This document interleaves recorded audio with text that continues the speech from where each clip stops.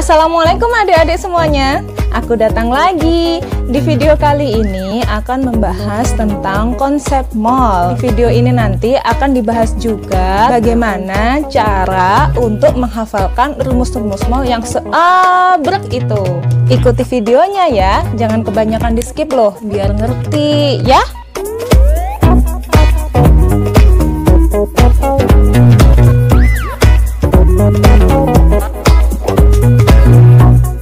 Jadi adik-adik, sebelum kita membahas tentang konsep mol, terlebih dahulu kita harus tahu satuan-satuan apa aja yang berhubungan dengan mol itu sendiri.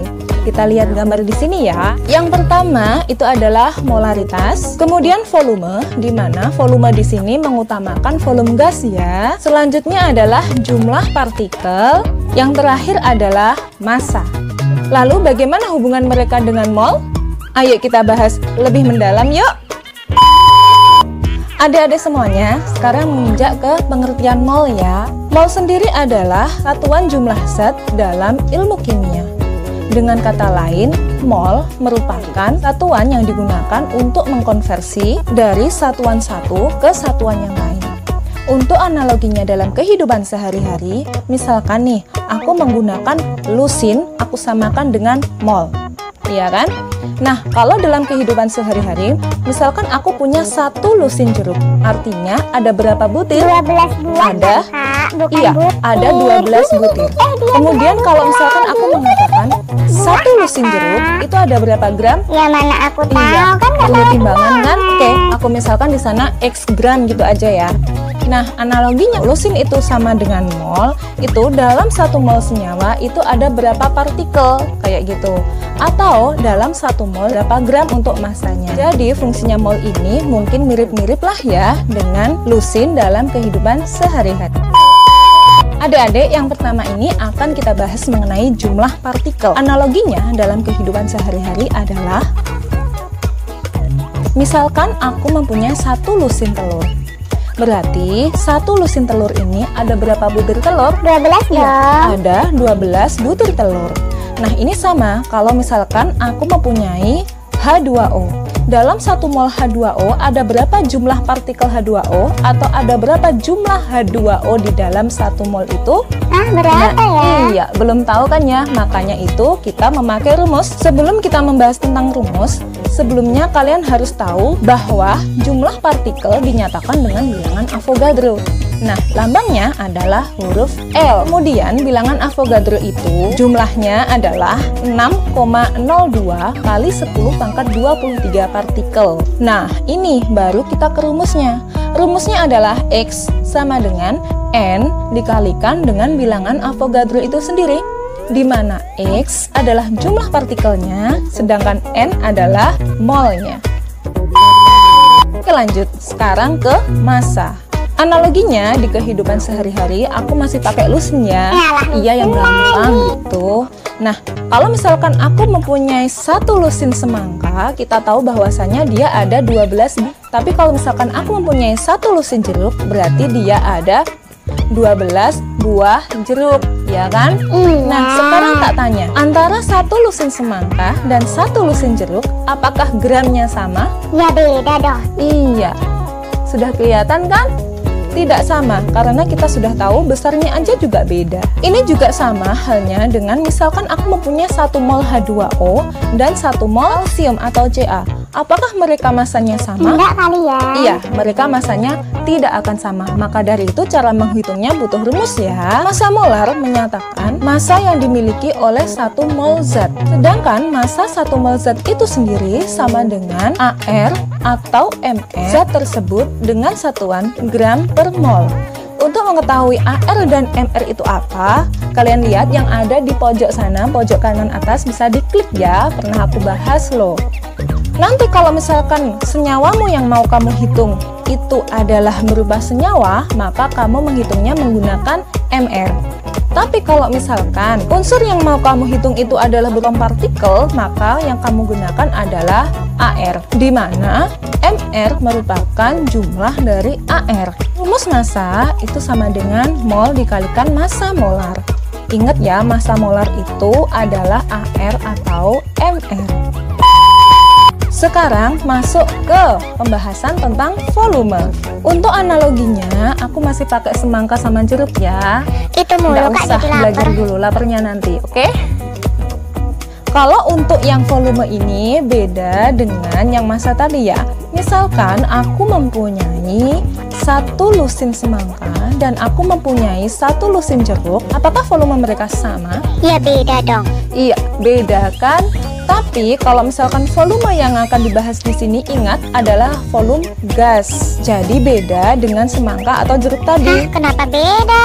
Ya beda, mereka kan padatan. Yang akan kita bahas adalah gas. Oke. Misalkan aku mempunyai 1 mol O2 dan 1 mol CO2, apakah volume dari mereka atau liter dari mereka adalah sama? Adik-adik, sebelum ke rumus, kita harus mengetahui hipotesis Avogadro. Ini tugasmu ya, baca ya. Siap Kakak. Iya. Pada suhu dan tekanan yang sama, semua gas dengan volume yang sama akan mengandung jumlah partikel yang sama pula. Oke, dari hipotesis Avogadro itu dapat kita tarik kesimpulan yang pertama adalah ingat, pada suhu dan tekanan yang sama, maka 1 mol gas mempunyai jumlah partikel yang sama, dengan arti kata lain mempunyai volume yang sama. Oke, kata-kata yang penting aku cetak merah ya. Oke, aku catat. Jadi, volume gas itu tidak bergantung pada jenis senyawanya, tapi tergantung pada jumlah mol, suhu, dan tekanan saat pengukurannya. Volume per mol gas dinyatakan dengan volume molar, di mana rumusnya adalah volume sama dengan mol dikalikan dengan volume molar. Nah, volume molar itu apa aja? Jadi jenisnya nggak cuma satu ya. Yuk kita bahas yuk. Volume molar yang pertama itu pada keadaan standar. Artinya suhunya 0 derajat Celcius dan tekanannya 1 atmosfer. Biasanya dalam soal itu disebut dengan STP. Nah, STP itu merupakan singkatan dari Standard Temperature and Pressure. Kemudian, berapa volume molar untuk keadaan ini? Kita bisa pakai dengan rumus gas ideal ini. Kita dapatkan 22,4 liter per mol. Sehingga rumusnya bisa dipakai volume sama dengan mol dikalikan dengan 22,4. Yang kedua, berapa sih volume molar untuk keadaan kamar? Keadaan kamar itu di mana suhunya 25 derajat Celcius dan tekanannya adalah 1 atmosfer. Biasanya di soal-soal itu dikasih tahu RTP, singkatan dari Room Temperature and Pressure. Kemudian berapa sih jumlah molarnya? Kita masih pakai rumus yang sama ya, yaitu rumus tekanan gas ideal. Kita masukkan angka-angkanya, maka didapatkan volume molarnya adalah 24,4 liter per mol. Jadi rumusnya bisa dirubah ya. Gitu. Volume sama dengan mol dikalikan 24,4. Sekarang masuk ke keadaan tertentu. Kalau keadaan tertentu ini kita sudah nggak pakai volume molar lagi ya. Hah, maksudnya? Iya, keadaan tertentu itu di mana P dan T-nya diketahui. Jadi P-nya nggak harus 1 atm dan suhunya nggak harus 0 derajat Celcius ataupun 25 derajat Celcius. Oh gitu, Ya, kayak gitu. Nah, untuk P dan T atau tekanan dan suhu yang diketahui, kita masih menggunakan persamaan gas ideal. Ya seperti yang tadi, PV sama dengan NR kalikan T. Tinggal masukin aja ya, sesuai yang diketahui di soal. Ada satu lagi keadaan, yaitu yang mengacu pada gas lain. Biasanya dalam soal dikatakan dengan P dan T yang sama. Pada suhu dan tekanan yang sama, volume gas hanya bergantung pada jumlah volumenya. Masih menggunakan rumus gas ideal ya. Kalau misalkan aku mempunyai 2 gas 1 dan gas 2, aku buat perbandingan rumusnya kayak yang di samping. Dengan P dan T yang sama, maka akan ada beberapa yang dicoret kan? Maka yang terakhir akan ditemukan rumus V1 per V2 sama dengan N1 per N2. Sekarang masuk ke molaritas. Sebelum masuk ke analoginya, kalian terlebih dahulu harus mengetahui larutan itu apa sih? Jadi adik-adik, larutan itu adalah zat yang terlarut ditambah dengan pelarutnya. Misalkan aku mempunyai teh, ya. Kalau dalam teh ini aku bilang larutan teh. Berarti zat pelarutnya apa? Air. Iya, air. Kalau zat terlarutnya? Ya teh. Bener, teh. Bisa dipahami ya? Nah, di sana aku mempunyai segelas teh. Kadang kalian kan kalau membuat teh itu ada yang encer maupun ada yang pekat. Artinya kalau yang encer itu zat terlarutnya sedikit, sedangkan kalau misalkan yang pekat berarti zat terlarutnya itu lebih banyak, atau teh yang dimasukkan adalah lebih banyak. Ini sama dengan zat-zat yang diukur dalam ilmu kimia. Cara ilmu kimia untuk menyatakan kepekatan ini adalah dengan satuan molaritas. Molaritas menyatakan jumlah mol zat terlarut dalam tiap liter larutan. Rumusnya adalah mol sama dengan molaritas dikalikan dengan volume. Oke adik-adik, ini yang paling kita tunggu. Bagaimana sih cara mudah untuk menghafalkan rumus-rumus mol itu yang seabrek itu? Kita masuk ke kesimpulan ini. Nah, di sana ada hubungan antara satuan-satuan itu dengan mol. Lalu bagaimana cara menggunakannya? Oke, kali ini kalau misalkan kamu aja yang bahas gimana? Kok aku Kan kemarin udah aku latih. Ya, kamu aja ya. Oke deh kalau gitu. Oke teman-teman, kita kembali ke bagian lagi ya.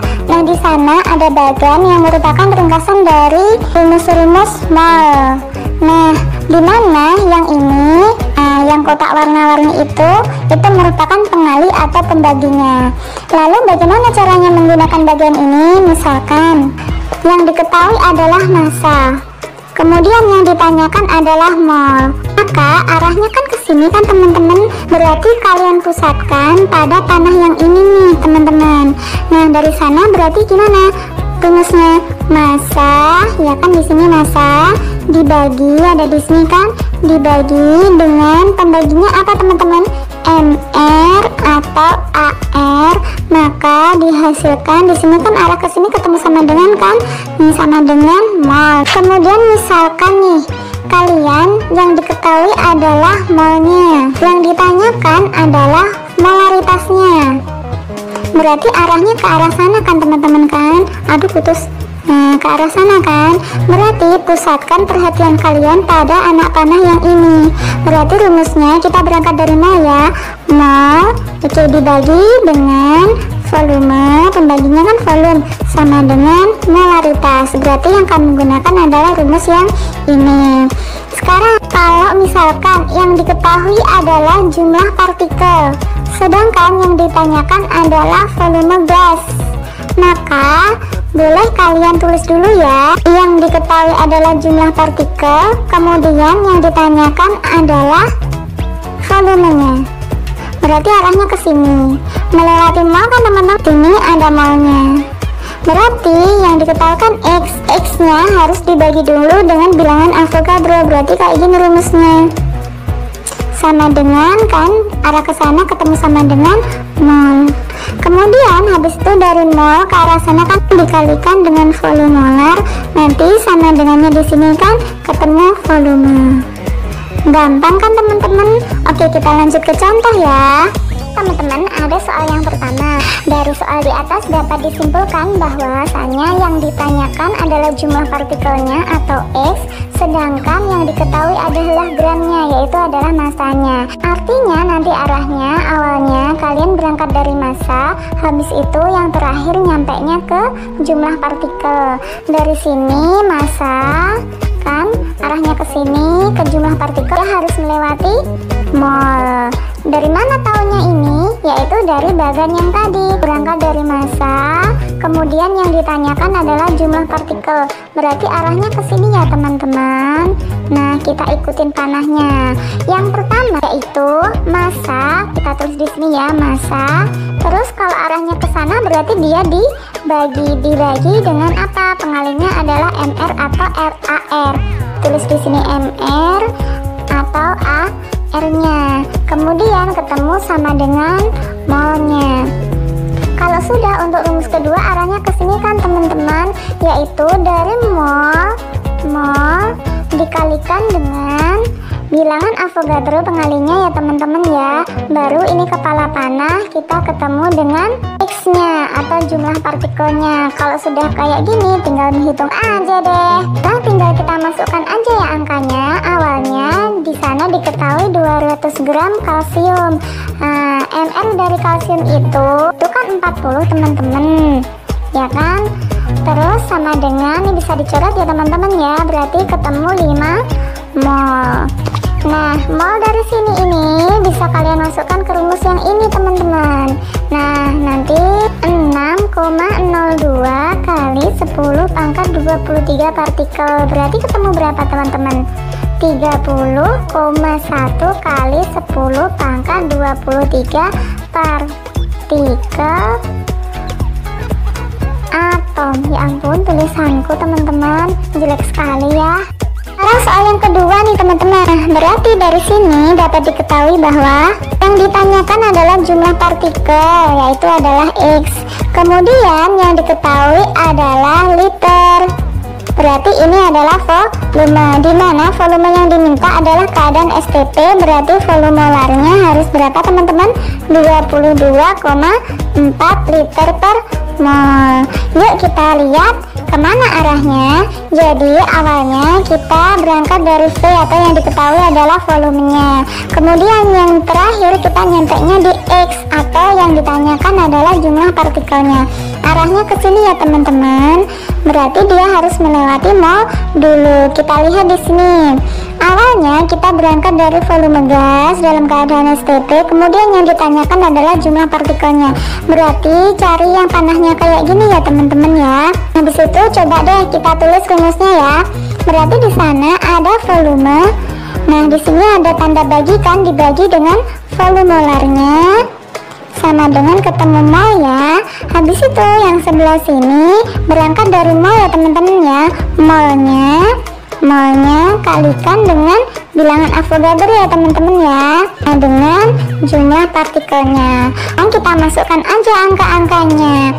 Nah, di sana ada 2,24 liter dibagi dengan volume molar dalam keadaan STP ada 22,4 kan. Berarti molnya ada berapa teman-teman? 0,1 mol ya kan. Nah, mol yang di sini kayak yang tadi ya bisa dimasukkan ke rumus yang ini. Maka hasilnya aku tulis di sini ya teman-teman ya. Hasilnya ada molnya 0,1 dikalikan bilangan Avogadro-nya masih 6,02 kali 10 pangkat 23 partikel.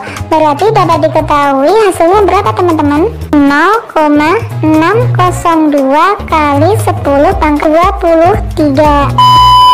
Alhamdulillah, akhirnya sudah selesai dibahas ya semuanya. Semoga apa yang sudah kita pelajari bareng-bareng ini bisa bermanfaat untuk kalian. Oke, jangan lupa share ke semua sosial media yang kalian punya. Boleh di-share juga ke teman-temannya ya, biar semuanya ngerti. Jangan kamu aja. Akhir kata, wassalamualaikum warahmatullahi wabarakatuh. Tunggu video selanjutnya ya. Sebelum